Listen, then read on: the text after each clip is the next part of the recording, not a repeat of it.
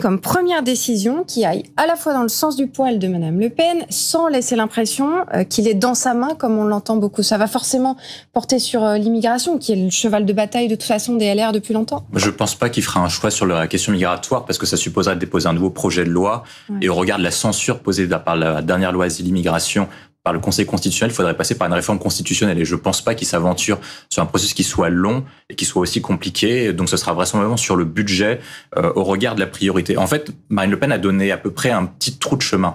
Elle dit que la tâche est compliquée et elle change de discours par rapport à ce qu'elle a toujours dit lors des dernières élections européennes, des dernières élections législatives. Elle a toujours dit qu'il fallait à peu près faire un programme à peu près dépensier keynésien classique pour soutenir le pouvoir d'achat des actifs et des ménages. En gros, vous dépensez plus, vous prélevez moins, vous faites ce qu'on appelle les dépenses fiscales pour soutenir le pouvoir d'achat des ménages, donc notamment des travailleurs français et des actifs. Le problème de ça, c'est que vous creusez le déficit. Or, ce qu'elle dit maintenant, et c'est le grand changement, elle parle maintenant de mur de la dette. Et c'est nouveau dans son discours, même ça peut être un tournant comme celui qu'elle a fait sur l'euro. C'est peut-être là le chemin. Je pense que Michel Barnier, pour faire passer un budget, vous avez à peu près deux solutions. Soit vous faites un vote bloqué avec 49.3, donc vous supposez de mettre là une motion de censure de la part des oppositions, soit vous faites un vote texte par texte. Or, la coalition de Michel Barnier potentielle avec les Républicains et l'IOT est éventuellement de 240 à 250 sièges, donc supérieur au nouveau Front populaire. Je pense que ce qui peut viser pour éviter la motion de censure, c'est de pas mettre de 49.3 et avoir l'abstention du Rassemblement national ou le vote du Rassemblement national sur certains articles. Est-ce que Marine Le Pen va pas soutenir un budget qui augmenterait les moyens de la justice et de la police? Si par qu'elle censurerait un tel budget, est-ce qu'elle se mettrait pas en contradiction avec ses électeurs dans le chemin qu'elle dessine dans son discours? Alors, avant tout ça...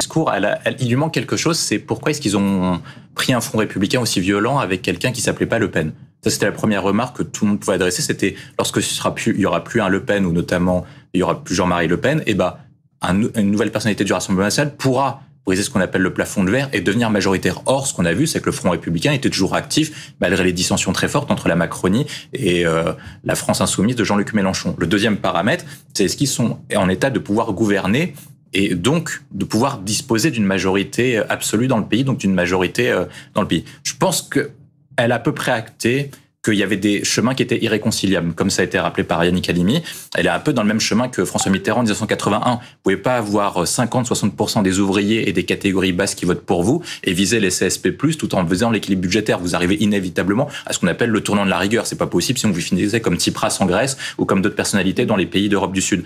Donc, je pense que sa tactique, c'est de dire on dit que la classe politique est foutue, donc comme ça vous récoltez toujours quelques voix, mais ça suffit pas d'être majoritaire. Et en plus vous mettez ce qu'on met en place, donc un scrutin proportionnel avec prime majoritaire, comme ce qui se passe dans les régions de France, pour en fait pouvoir gouverner. Actuellement, ce que vous prenez les régions, il y a plusieurs exécutifs qui gouvernent et qui disposent d'une majorité dans leurs conseils régionaux avec 40% des voix. Et je pense qu'au vu du discours qu'elle tient et du faible peu d'autocritique et de son peu de chemin de perspective pour atteindre ce niveau majoritaire, qu'elle vise par la réforme du scrutin, donc avec proportionnel, avec prime majoritaire, de pouvoir gouverner comme ça. Moi, j'ai un doute sur la véritable intention de Marine Le Pen de porter une motion de censure, parce que en affichage, elle dit qu'elle veut déposer une motion de censure, mais lorsqu'on prend le fil de ses premières consultations, initialement, elle n'avait pas fait de censure automatique sur Cazeneuve. C'est à partir du moment où le nom de Xavier Bertrand est venu sur la scène, et comme elle déteste Xavier Bertrand absolument, qu'elle a été obligée de dire elle peut pas préférer quelqu'un de gauche à quelqu'un de droite au vu de son électorat. Donc, elle a été dit censure automatique pour Bertrand et pour Cazeneuve. Mais quand vous regardez le profil de Michel Barnier par rapport à celui de Xavier Bertrand, Michel Barnier est encore plus éloigné des thèses de Marine Le Pen, il est plus européen que les Marine Le Pen, il est plus centriste que Xavier Bertrand. Donc au final, c'est pas une question de ligne politique et de profil, je pense que c'est une question d'intérêts électoraux.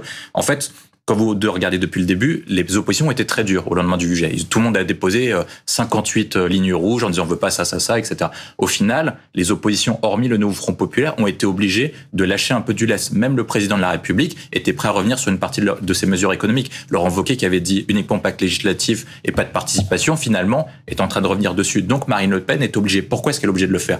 D'une part, les Français en ont un peu marre de l'instabilité gouvernementale et aimeraient bien avoir un Premier ministre qui fasse face aux nouveaux défis. Rentrée scolaire, pouvoir d'achat, sécurité, etc. Deuxième point, c'est que l'électorat de droite a peur d'une chose, c'est l'arrivée au pouvoir de la gauche et de Lucie Castet. Et donc, ils sont obligés, contre leur gré, de soutenir le président de la République dans la stabilité institutionnelle, de pouvoir gouverner et de mettre un premier ministre au risque d'avoir quelqu'un du nouveau Front populaire. Et donc, c'est à ce moment-là où le choix de Marine Le Pen va être regardé.